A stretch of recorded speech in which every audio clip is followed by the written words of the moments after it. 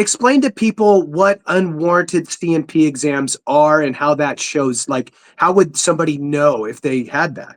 Yeah. So unwarranted CMP exams. That's such a good topic to not breeze over.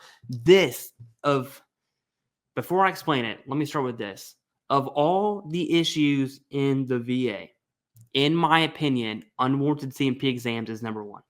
Above all else, and I'm going to explain why. So an unwarranted CMP exam it comes in many forms. But for instance, let's say I'm rated for mental health at 6 years.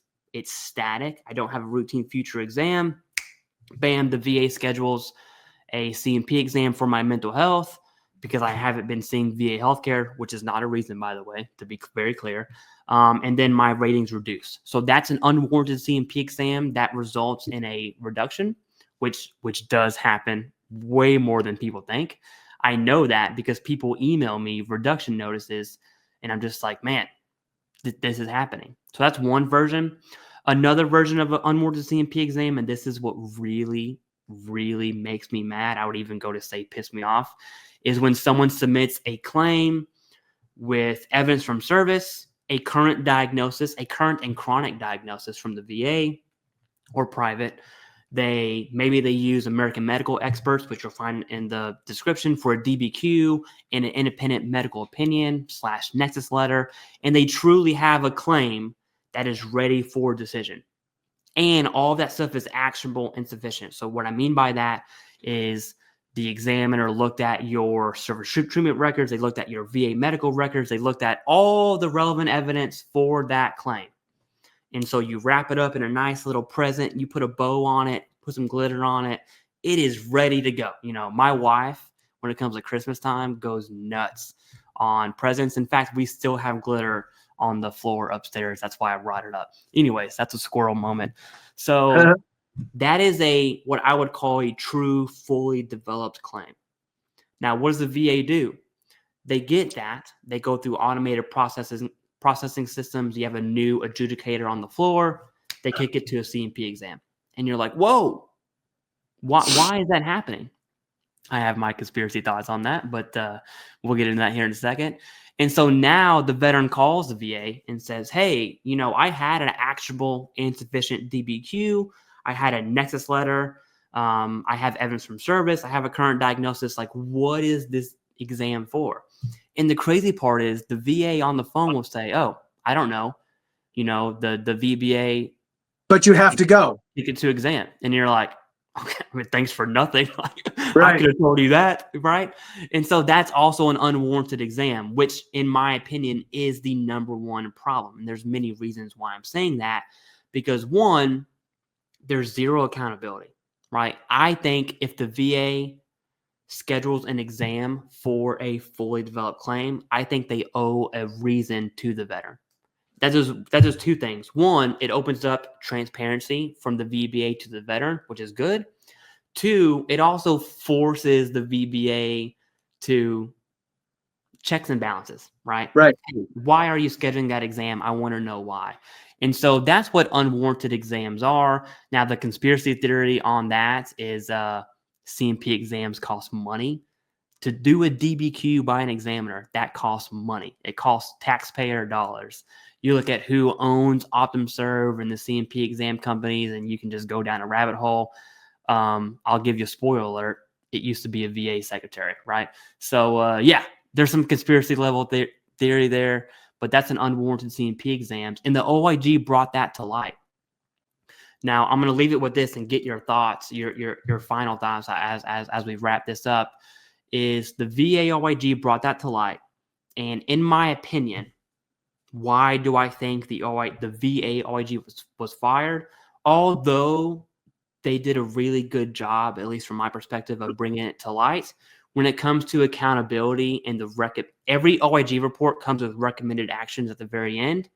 I don't think accountability was held to the standard at which it was reported on, right? So saying, hey, I'm going to report all this great stuff.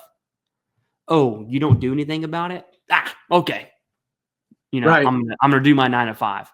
I get that, but there's no accountability there. And at least if I had to choose a reason as to why he was fired, that would be a reason why I would fire him personally.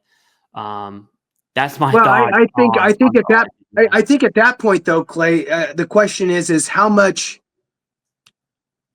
authority does the OIG have over telling the VA secretary what he must or must not do? I Mhm. can only recommend.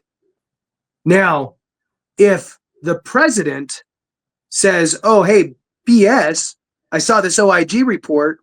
Those are the recommendations. You better," or Congress or whoever, right? The congressional committees for veterans, right, on the House Senate side. Somebody needs to hold the secretary accountable to that, and it might not be the OIG, right?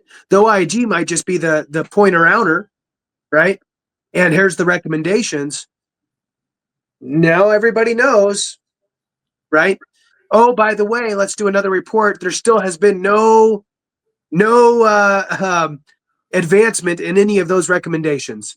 I'm yelling it from the rooftops. Nobody seems to care. So I think that there's some of that.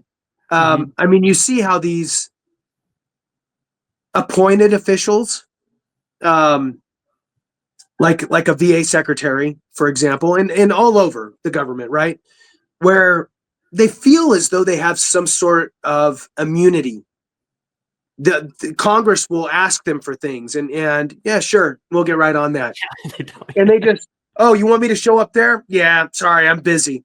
Yeah. Right. So there's some of that, I think, that might kind of play in there a little bit. As for the unwarranted C&P exams, I think that okay, I'll play into your conspiracy theory thing a little bit. Don't go too deep. It only gets worse. Yeah, no, I'm not, because I'm gonna segue out of it fairly quickly. I think that if a VA secretary was in place as the VA secretary, and thought to themselves, okay, when I get out, I'm going to create this company to provide DBQs and so forth. So I'm going to start setting the stage here while I'm here. And what I'm going to do is I'm going to say that basically staff, VBA side, which, I mean, you're not really telling everybody, you're telling the head of the VBA who then rolls it out, whatever, that you must order a C&P exam on every single claim that comes through. Oh, well, the policy says that only if it doesn't matter, just order them anyway, right? We just want to double check and make sure. Okay. And so there could have been, I guess, some of that on the way out, and then talking with your the people that you still know on the inside as you get out. There could have been some of that.